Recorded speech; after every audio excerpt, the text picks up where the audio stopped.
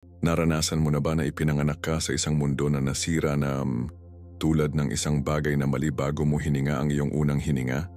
Paano kung sinabi ko sa iyo, iyon mismo ang nangyari? Bago si Adan, sa harap ng Eden, bago pa man humipo, ang mundo may digmaan. Hindi sa mundo, sa langit. Ang isang kosmikong paghihimagsik ay sumabog sa mismong presensya ng Diyos at ang mga kahihinatnan ng digmaan na iyon ay nakakaapekto pa rin sa iyong buhay ngayon. Hindi lamang ito teolohiya, ito ang iyong kwento. At nakatira ka sa gitna ng pagkaraan nito nang hindi man ito napagtanto. Ang Biblia ay nagsasalita tungkol kay Lucifer sa sandaling ang isang maluwalhating pagiging ilaw na nangahas na tumaas laban sa makapangyarihan sa lahat. Ngunit hindi siya nahulog mag-isa. Kumuha siya ng isang pangatlo ng langit kasama niya. At mula sa sandaling iyon, ang langit ay nanginginig at ang lupa ay nagbigay ng mga scars. Iyon ang dahilan kung bakit hindi nagsisimula ang Genesis sa kapayapaan, nagsisimula ito sa kaguluhan. Ang lupa ay walang porma at walang bisa. At hindi iyon random. Iyon ang resulta ng isang bagay na mas malaki kaysa sa sinabi sa amin. Ngunit narito ang nakakagulat na katotohanan. Pinayagan ito ng Diyos. Hindi sa kahinaan, ngunit upang maipakita ang isang mas malaking plano, isang plano na nagsasangkot sa iyo. Kung tinanong mo na, bakit ang pag-atake ng buhay ko o bakit ko naramdaman ang hindi nakikita na presyon na ito sa aking kaluluwa? Ang video na ito ay magbubukas ng iyong mga mata. Dahil hindi natapos ang digmaan, ang battlefield ay lumipat lamang. At ngayon ang iyong pananampalataya, ang iyong isip, ang iyong pagkakakilanlan na nasa ilalim ng pagkubkob. Ngunit huwag magpanik dahil ang tagumpay ay nasil na sa krus. Si Hesukristo ay hindi lamang dumating upang patawarin ang kasalanan. Dumating siya upang matapos ang isang digmaan na nagsimula bago ipanganak ang sangkatauhan. At sa sandaling naiintindihan mo ang katotohanan na ito, wala sa iyong espiritual na buhay ang magiging pareho muli, kaya manatili sa akin hanggang sa pinakadulo. Dahil ang maririnig mo ay maaaring ang pinakamahalagang paghahayag na natanggap mo tungkol sa iyong pananampalataya.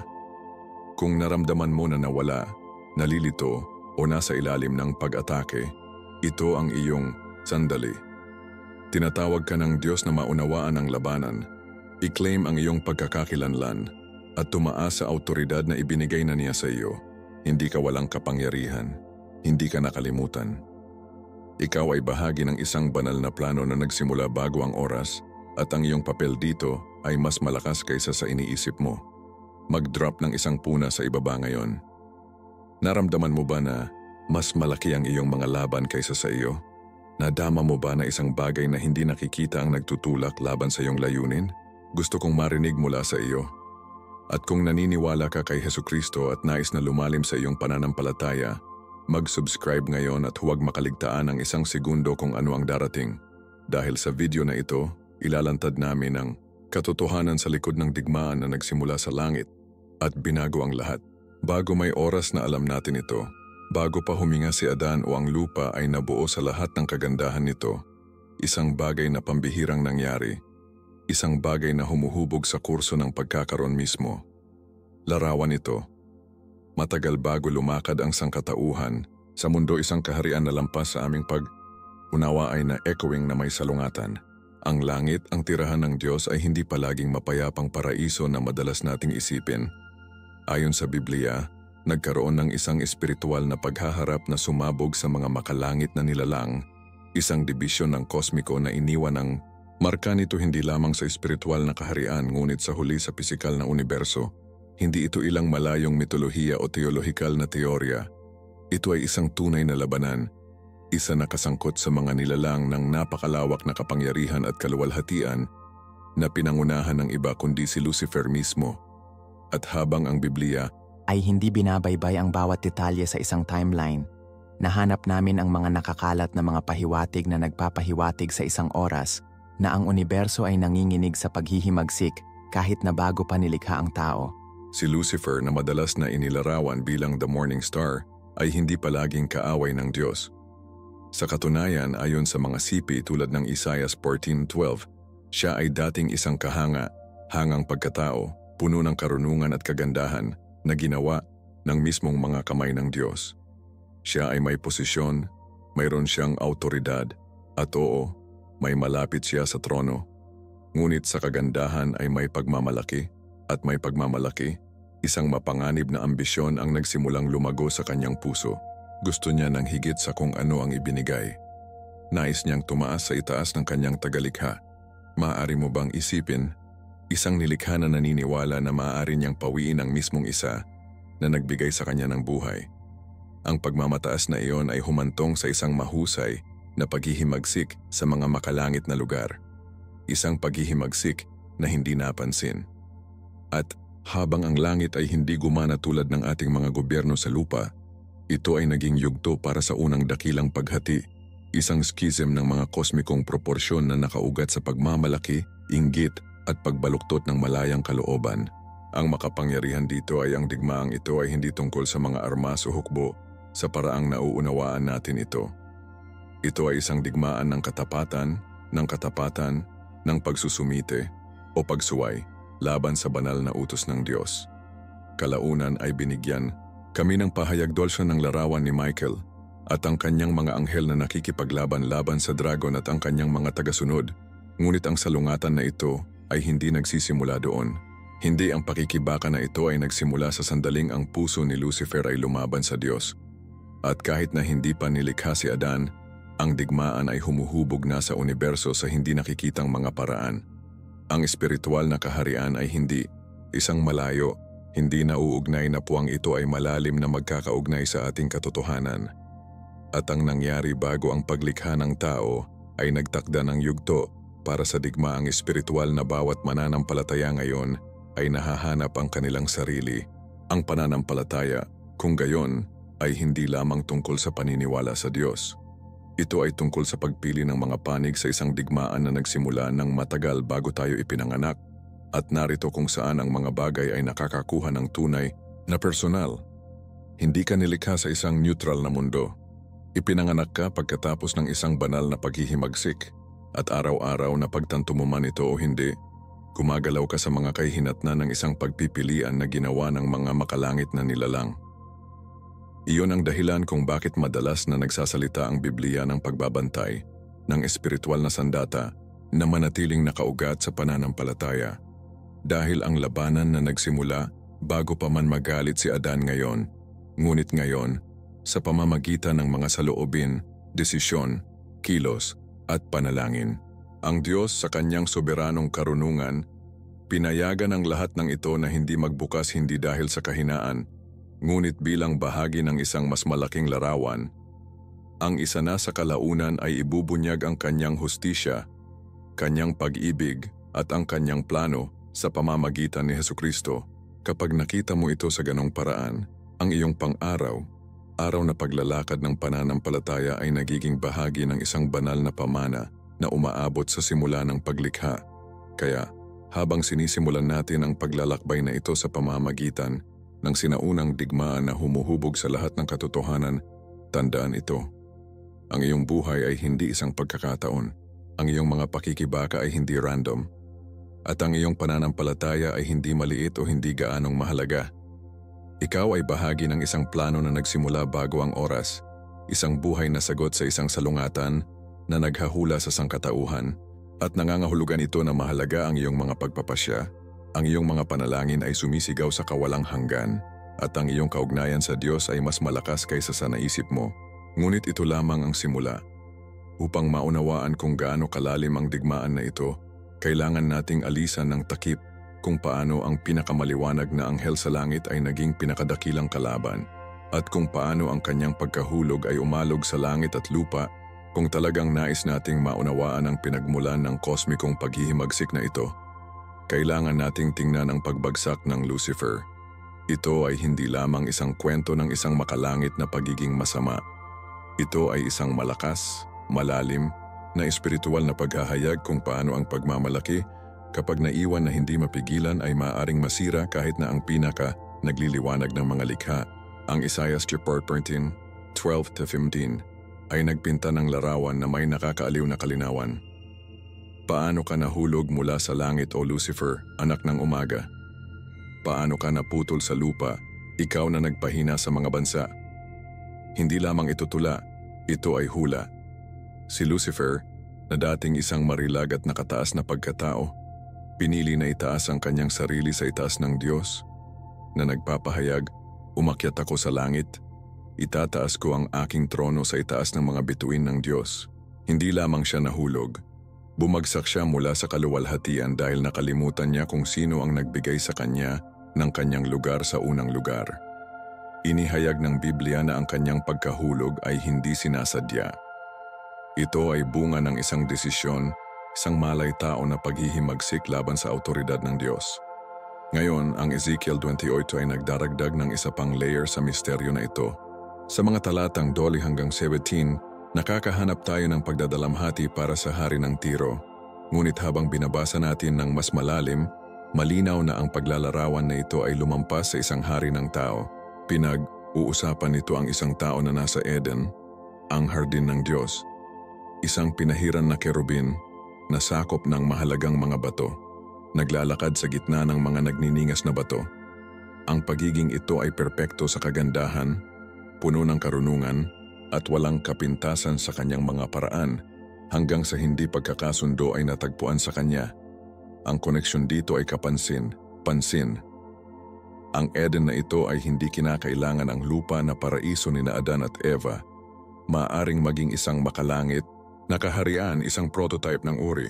Ang pagbagsak ni Lucifer ay hindi lamang isang moral na slip-up, ito ay kosmikong pagtataksil.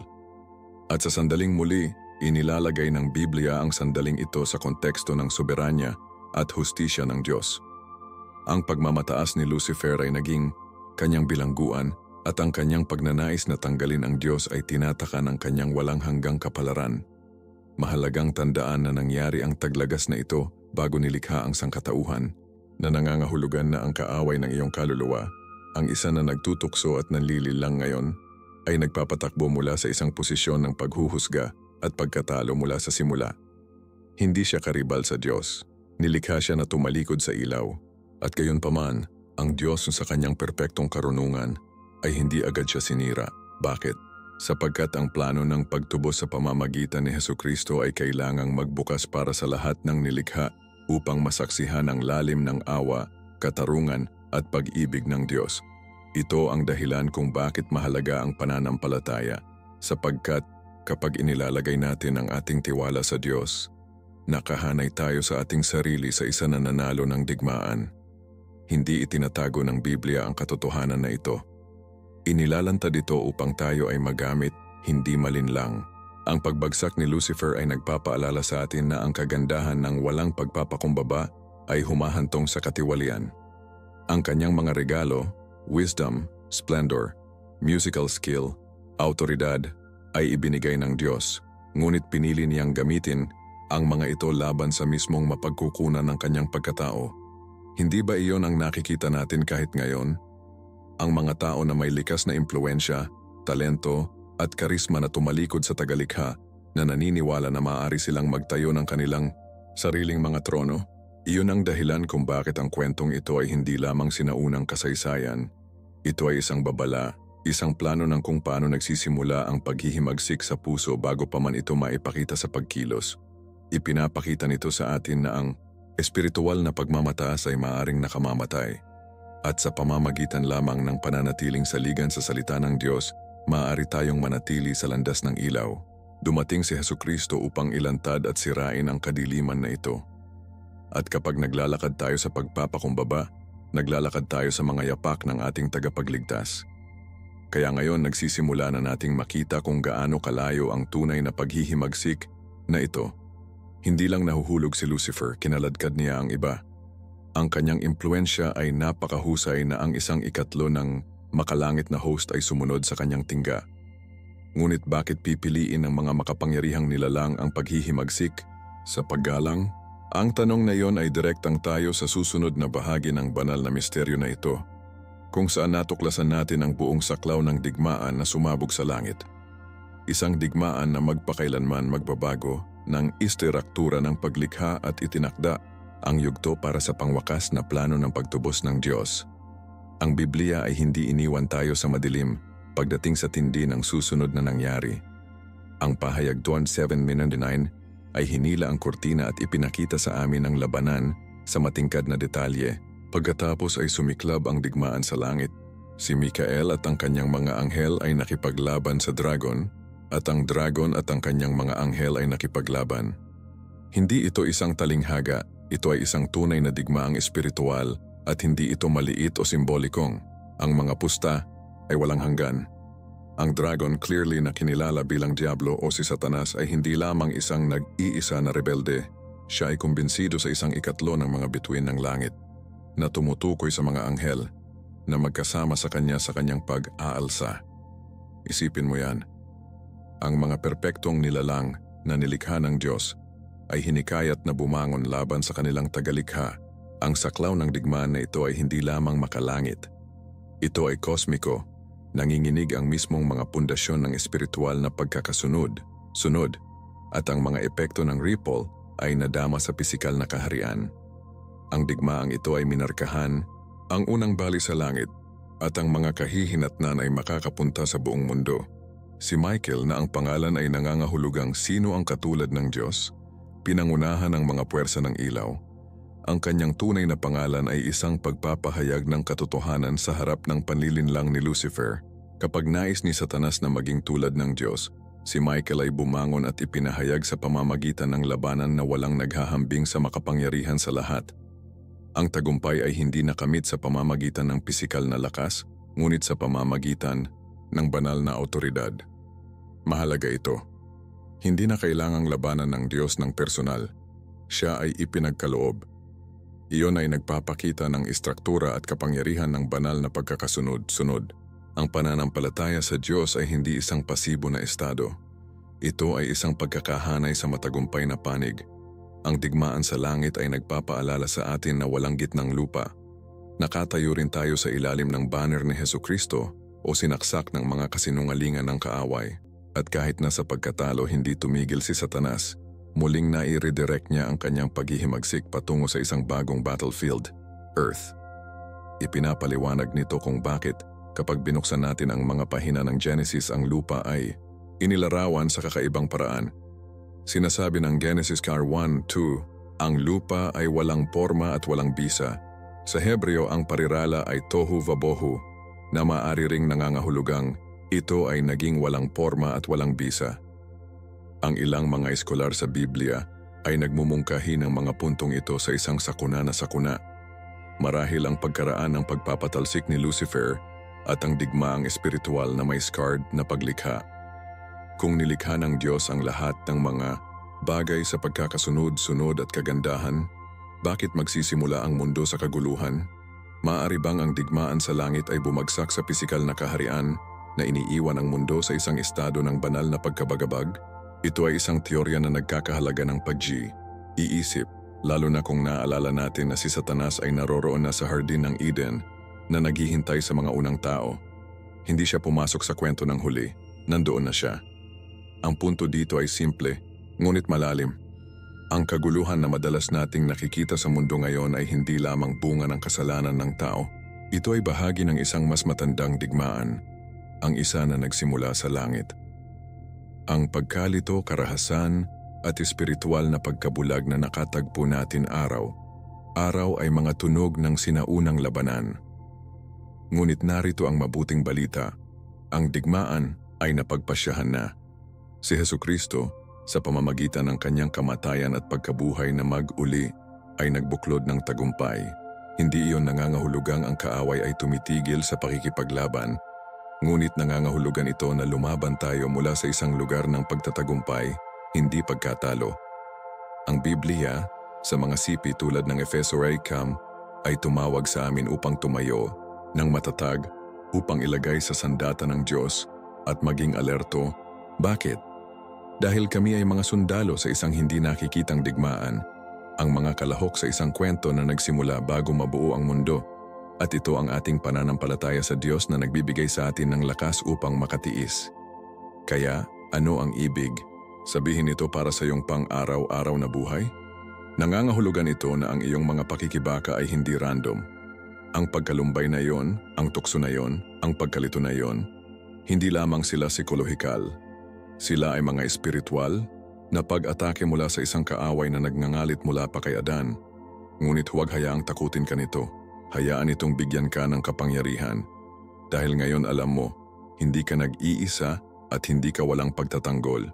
Ipinanganak ka sa isang digmaan, oo, ngunit ipinanganak ka rin sa isang plano. At ang plano na iyon ay nagsasama ng tagumpay, autoridad, at banal na layunin sa pamamagitan ni Hesukristo. Kaya't ngayon bakas kung paano nagsimulang ipakita ang kaguluhan sa mundo na ito, at kung paano pa rin mas malalim na tingnan ang digmaang iyon kung paano nagsimulang hubugin ang mundo na ito na mabubuhay ngayon. Kapag nabasa natin ang Genesis chapter 1, marami sa atin ang dumaan sa masyadong mabilis. Ang lupa ay walang porma at walang bisa at ang kadiliman ay nahaharap sa malalim. Ngunit sa Hebreo, ang pariralang tohuvabohu ay hindi nangangahulugang ang lupa ay nilikha ng walang anyo. Nangangahulugang ito ay naging walang form. Ang nag-iisang paglilipat sa kahulugan ay nagbubukas ng pintuan sa isang hindi paniwalang pananaw. Marahil ang lupa na alam natin ngayon ay hindi nagsisimula sa kaguluhan, ngunit napuno ito pagkatapos ng isang banal na kaganapan. Kung iyon ang kaso, hindi mahirap isipin na ang digmaan sa langit ay nag-iwan ng isang peklat sa paglikha mismo. Ang labanan na nagsimula sa espiritual na kaharian ay nagsimula na nakakaapekto sa pisikal na mundo.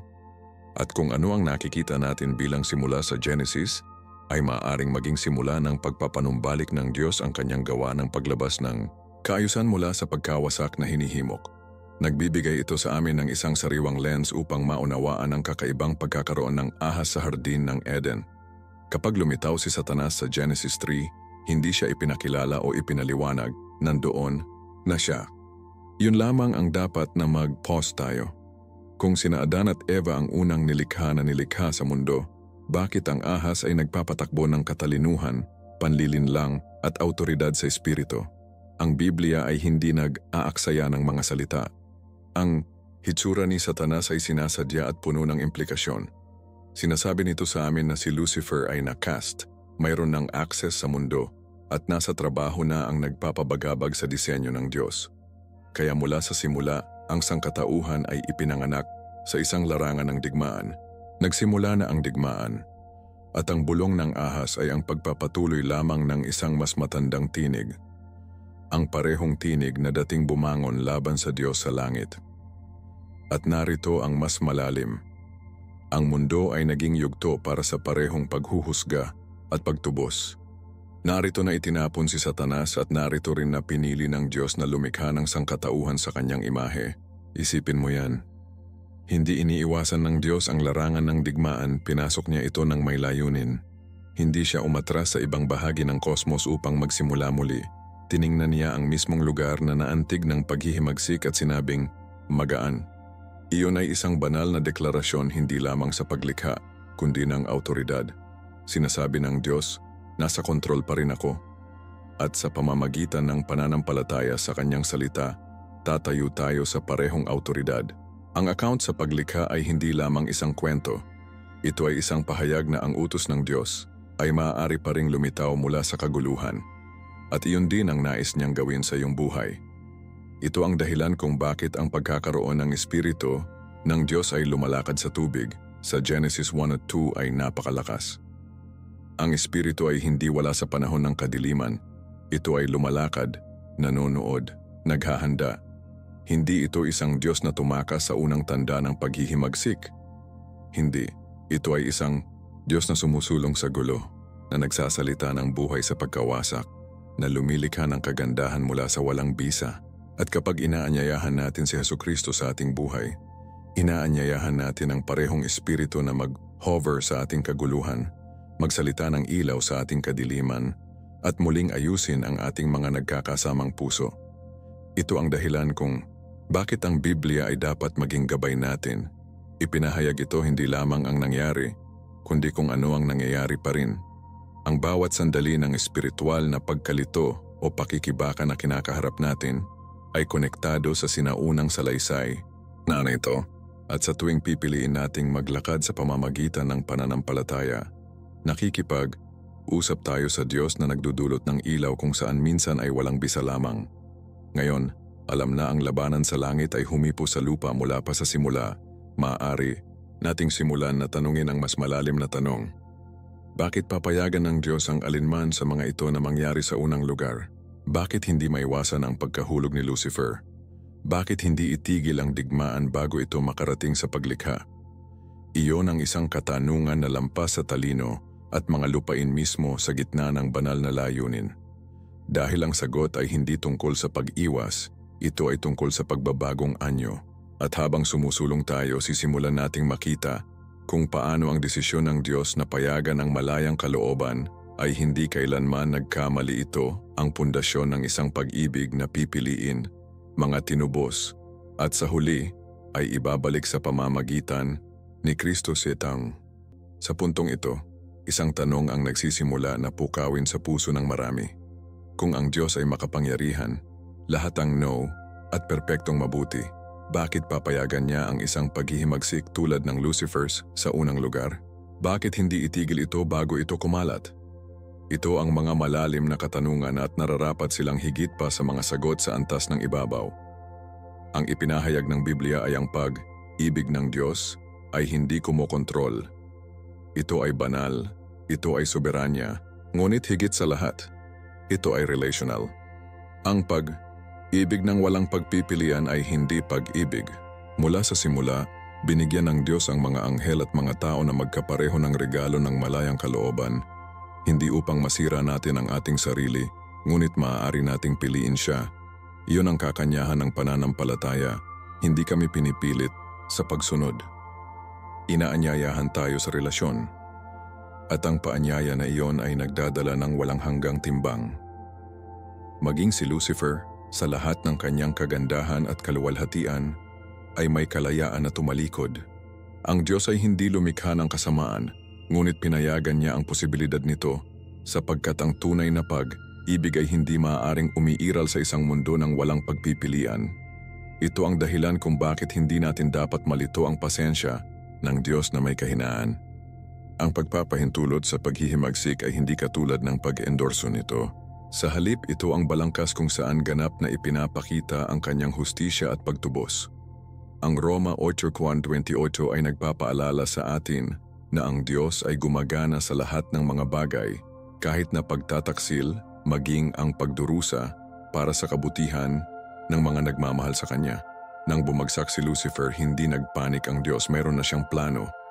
Ang plano na iyon ay may pangalan, si Jesucristo.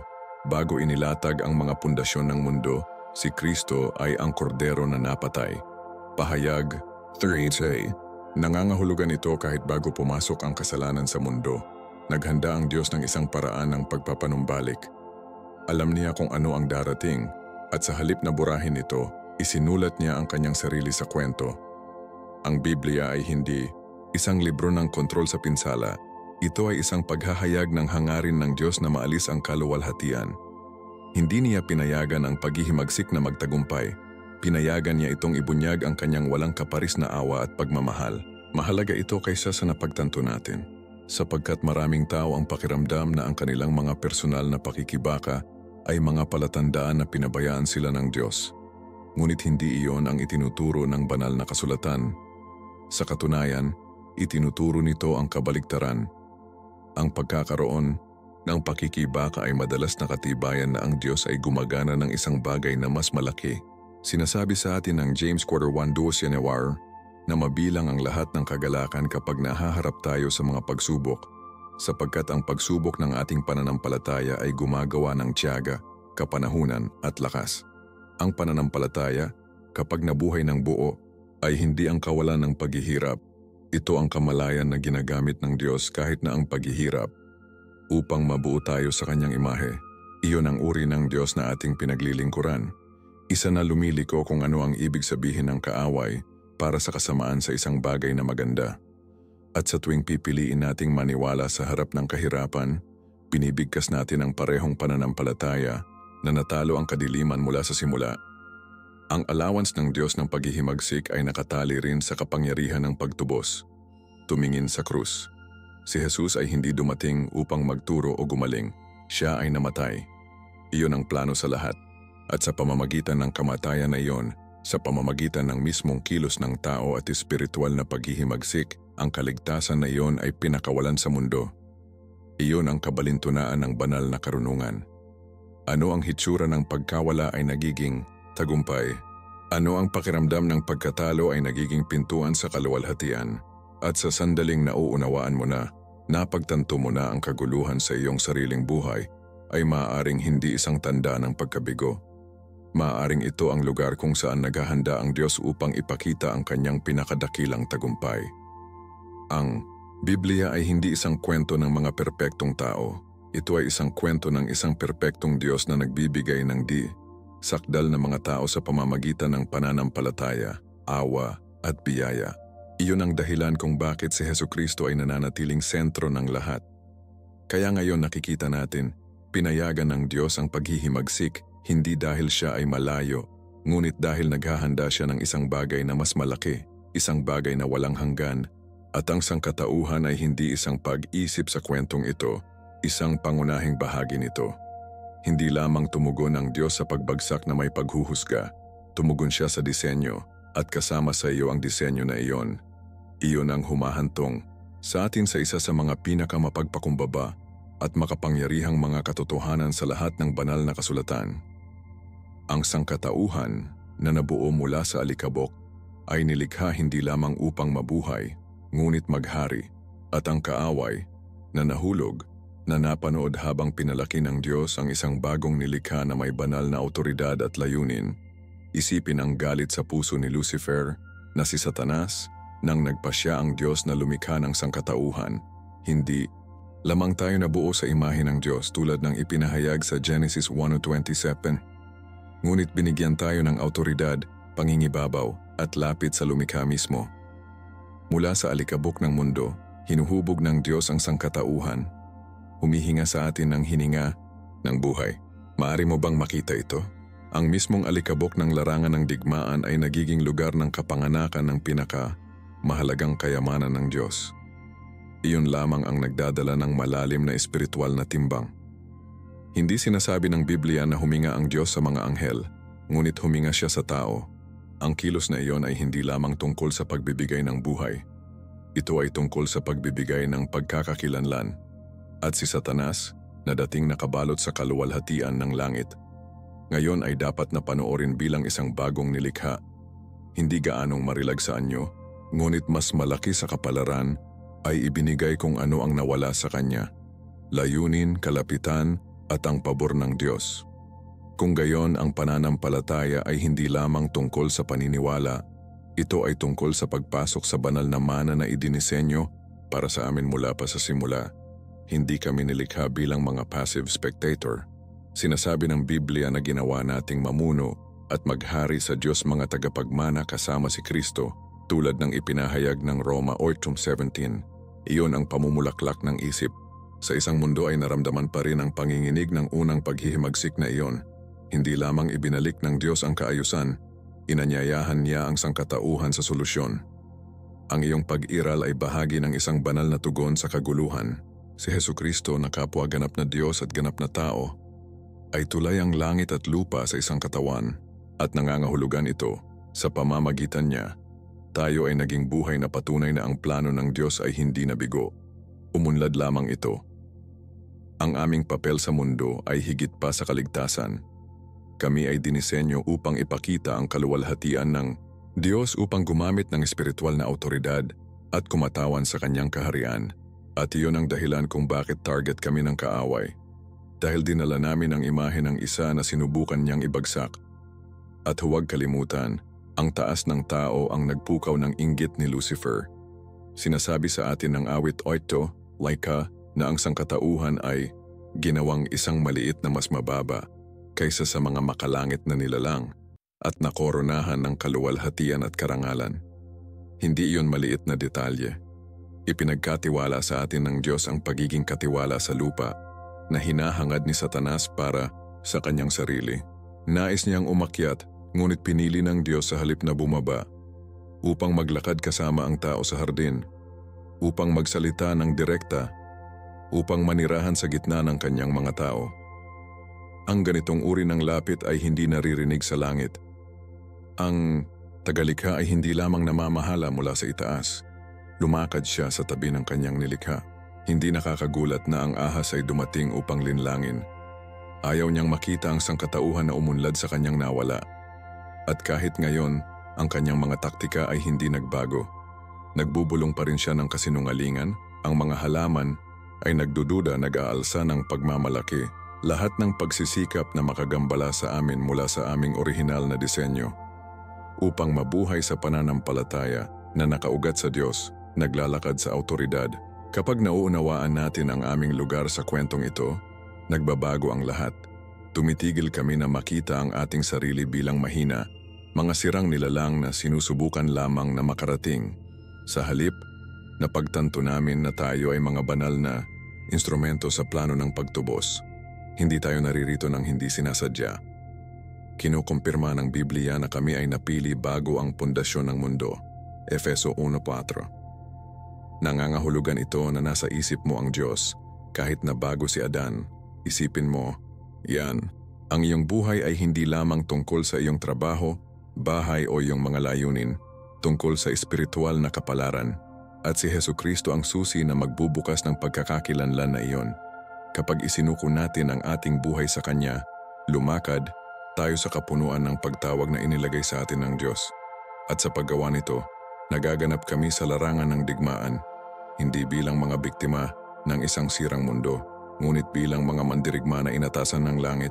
Kaya oo, ang digmaan ay nagsimula sa harap namin, ngunit tiyak na hindi ito nangangahulugang magtatapos nang wala tayo. Sa katunayan, sa pamamagitan natin ay ang pangwakas na tagumpay ng Diyos ay nakikita sa mundo.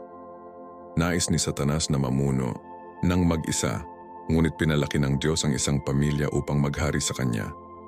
At ang pamilyang iyon ay kasama ang bawat mananampalataya na naglalakad sa pananampalataya, na nabubuhay sa katotohanan ng Biblia, at inaangkin ang kanilang pagkakakilanlan kay Hesukristo.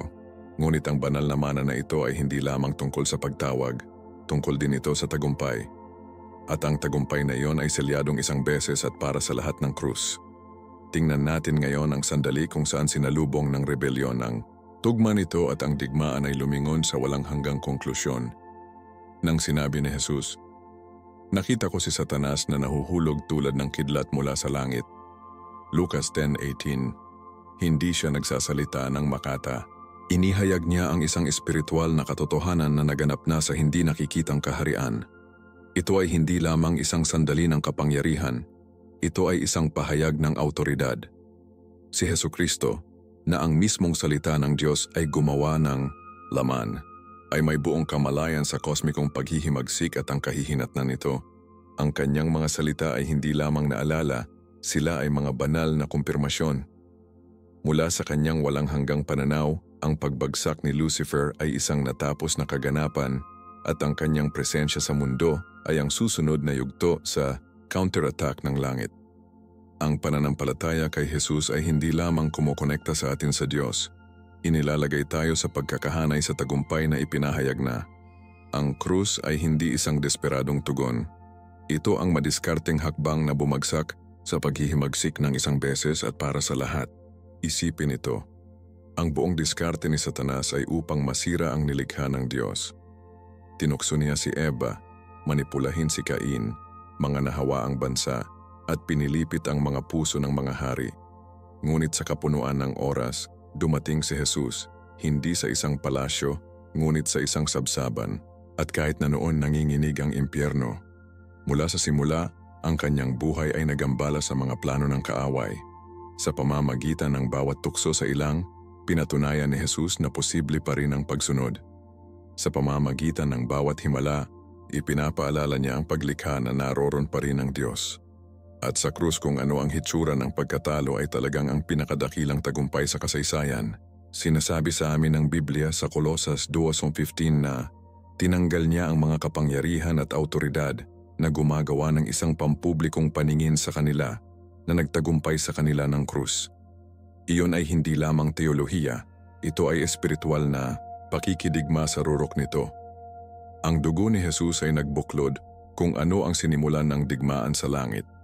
Sa bawat pagbagsak, binayaran ang utang ng kasalanan. nasira ang sumpa ng paghihimagsik at binawi ang pag-access ng kaaway. Iyon ang dahilan kung bakit natatakot si Satanas sa krus kaysa sa anupaman. Dahil inilantad nito ang kanyang pagkatalo. Sa mismong sandali na naisip niya na nanalo siya, pinihit ng Diyos ang mga talahanayan. Sa pamamagitan ng pagdurusa, dumating ang kaligtasan. Sa pamamagitan ng kamatayan, dumating ang muling pagkabuhay. At ngayon, sa pamamagitan ng pananampalataya, kay Hesukristo ang bawat mananampalataya ay naglalakad sa anino ng tagumpay na iyon.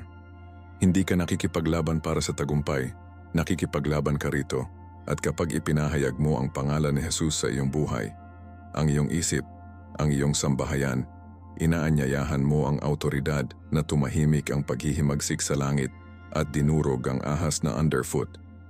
Iyon ang dahilan kung bakit ang pagkabuhay na mag-uli ay higit pa sa isang pagdiriwang ng holiday. Ito ay isang pagpapahayag ng pamamahala. Si Jesus ay hindi lamang bumangon para sa kanyang sarili, siya ay bumangon para sa iyo. Sinasabi ng Roma Jacques War, tulad ng pinalaki ni Kristo mula sa mga patay sa pamamagitan ng kaluwalhatian ng Ama, maaari rin tayong mabuhay ng isang bagong buhay. Iyon ang tungkol sa espiritual na muling pagsilang. Hindi lamang ito tungkol sa kapatawaran, ito ay may kagamitan na tumayo sa parehong kapangyarihan na nagpataas kay Kristo mula sa libingan. Ang digmaan ni Satanas ay hindi nagtatapos sa kanyang pagkahulog, natapos ito sa paghahari ni Kristo. At ang paghahari na iyon ay nagsisimula sa iyong puso sa sandaling tanggapin mo siya. Iyon ang dahilan kung bakit tinawag tayo ng Biblia kaysa sa mga mananakop, hindi dahil nanalo tayo sa digmaan, ngunit dahil tayo ay tagapagmana ng isa. Iyon ang pagkakaiba sa pagitan ng relihiyon at relasyon. Sinusubukan ni relihiyon na kumita kung anong relasyon ang malayang ibinibigay sa pamamagitan ng pananampalataya. Kaya ngayon alam natin na ang tagumpay ay nasil, ano ang naiwan, tapos na ba ang digmaan? Hindi masyadong. Habang napagpasyahan ang pangwakas na kinalabasan, ang labanan ay naglalaro pa rin sa ating buhay araw-araw. Alam ng kaaway ang kanyang oras ay maikli, kaya patuloy siyang umaatake. Ngunit hindi tayo iniwan ng Diyos na hindi pantay. Sa katunayan, binigyan niya kami ng mga sandata, mga espiritual. At habang papasok tayo sa susunod na katotohanan, makikita natin kung paano ang bawat mananampalataya ay hindi lamang nai-save, ngunit armado. Hindi ka kailanman sinadya na umupo sa mga gilid. Ipinanganak ka sa labanan na ito at sa pamamagitan ni Kristo, handa kang lumaban. Ngayon alam mo na ang digmaan ay totoo at ang tagumpay ay selyadong kay Hesukristo. Ang susunod na tanong ay ano ang iyong papel sa lahat ng ito? Ang sagot ay malakas, ikaw ay isang mandirigma, hindi sa iyong sariling lakas ngunit sa pamamagitan ng sandata na ibinigay sa iyo ng Diyos. Malinaw na inilalabas ito ng mga Efeso 9. Ang ating pakikibaka ay hindi laban sa laman at dugo, ngunit laban sa mga pinuno, autoridad, kapangyarihan ng madilim na mundo at mga espiritual na puwersa ng kasamaan sa mga makalangit na lugar. Nangangahulugan ito na ang iyong tunay na kaaway ay hindi ang iyong katrabaho, ang iyong kapwa, o kahit na ang iyong sariling mga kawalan ng katiyakan. Ito ay isang espiritual na puwersa na nakikipaglaban mula pa noong nakaraang oras. At ang Diyos sa kanyang awa ay hindi ka iniwan na nakalantad. Nilagyan ka niya, may pananampalataya, na may katuwiran, may katotohanan, kasama ang ebanghelyo ng kapayapaan, gamit ang tabak ng Espiritu na ang salita ng Diyos. Hindi lamang ito metapora, tagubiling ito para sa pang-araw-araw na pamumuhay. Ang paglalagay sa buong sandata ng Diyos ay nangangahulugang paggising bawat araw na may hangarin.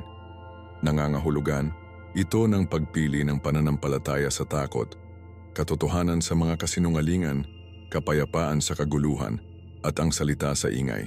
Ang panalangin ay nagiging sigaw ng iyong labanan, ang Biblia ay nagiging iyong tabak, at ang iyong relasyon kay Hesukristo ay naging iyong kalasag. Ang digmaang espiritual na ito ay hindi ipinaglalaban sa mga kamao, ipinaglaban nito sa iyong isip, iyong mga pagpapasya, iyong pagsamba. At sa tuwing nilalabanan mo ang tukso, nagsasalita ng katotohanan o namamagitan para sa ibang tao, isinusulong mo ang kaharian ng Diyos. Ito ang hitsura ng pananampalataya sa pagkilos.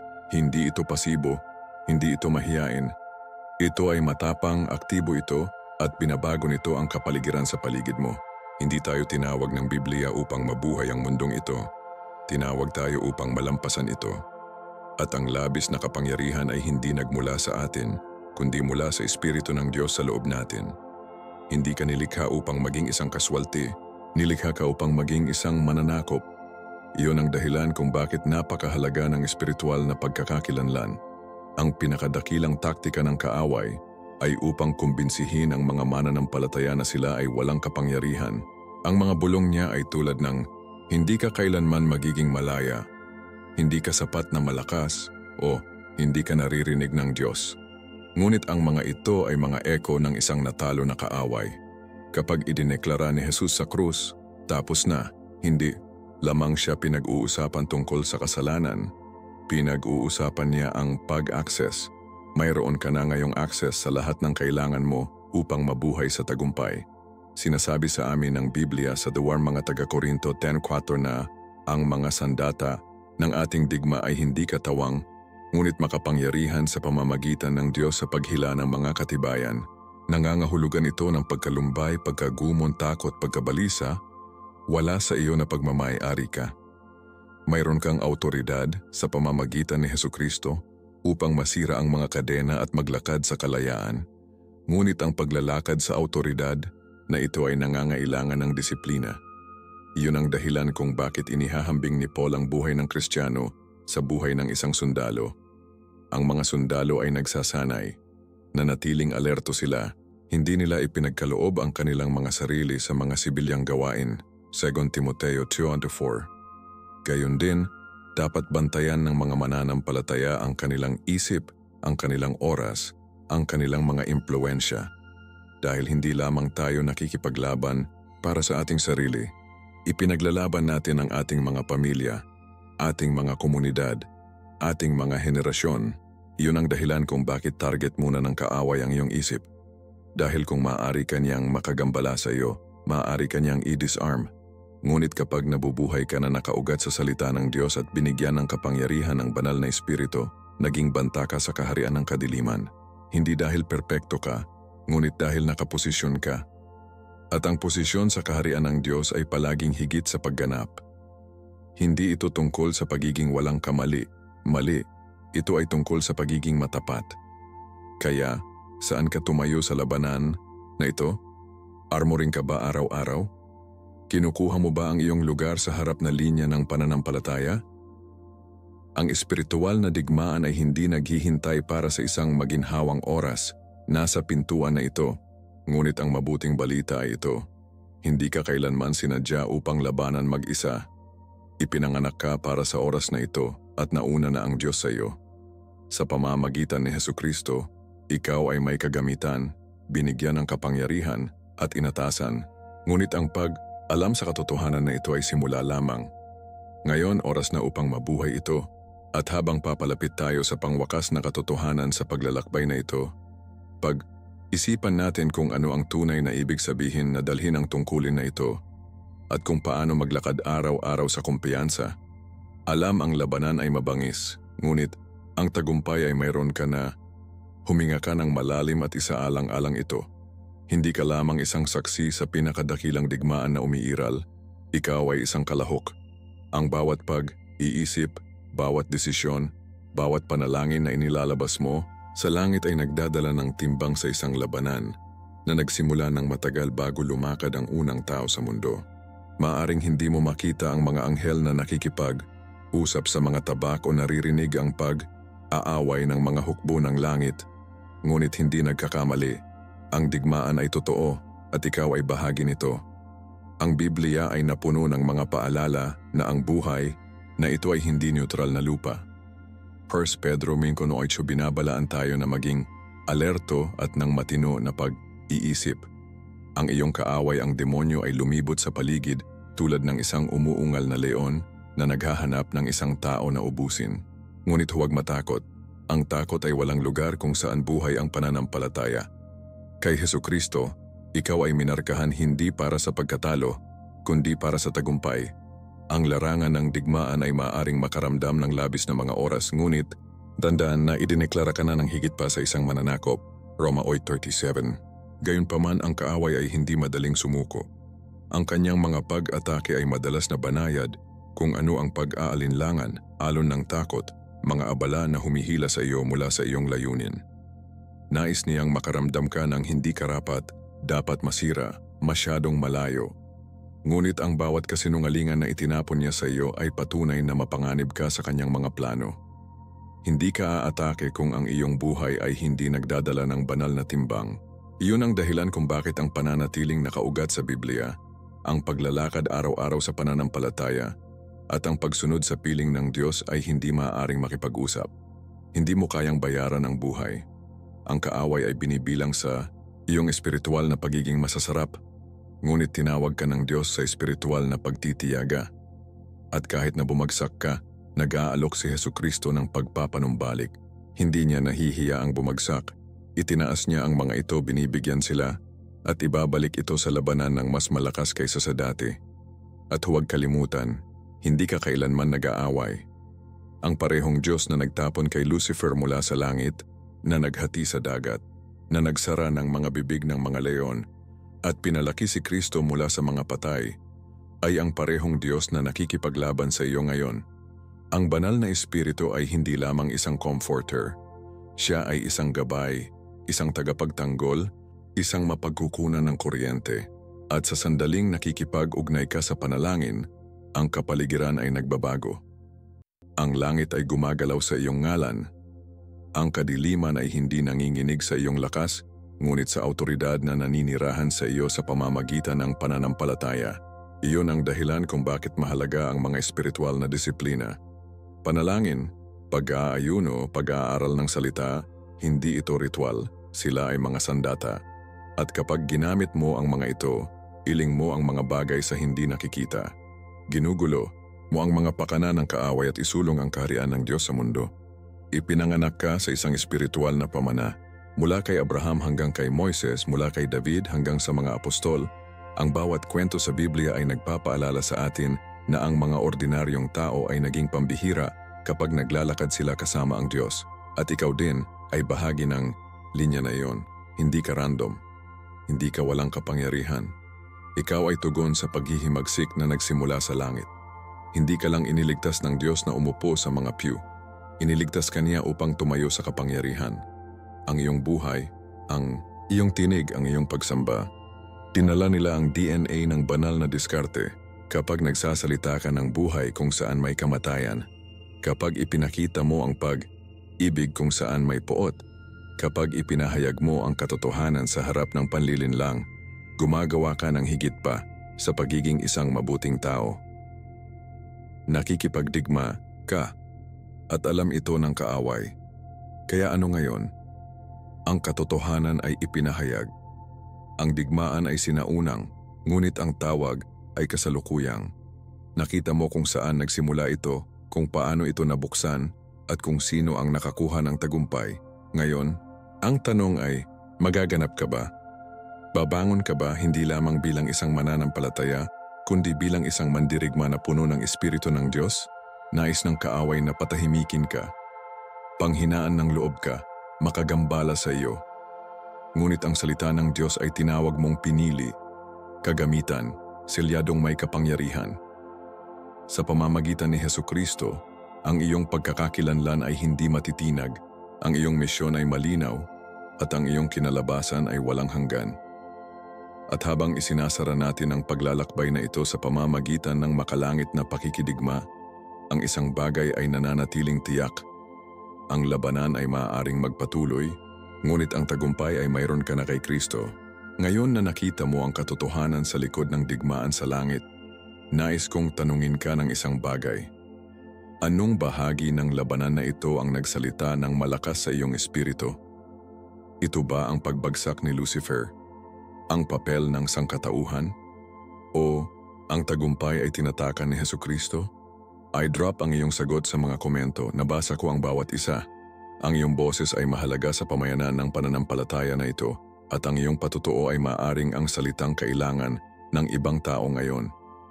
Kung ang mensahe na ito ay nagpukaw ng isang bagay sa iyong puso, huwag itago ito sa iyong sarili.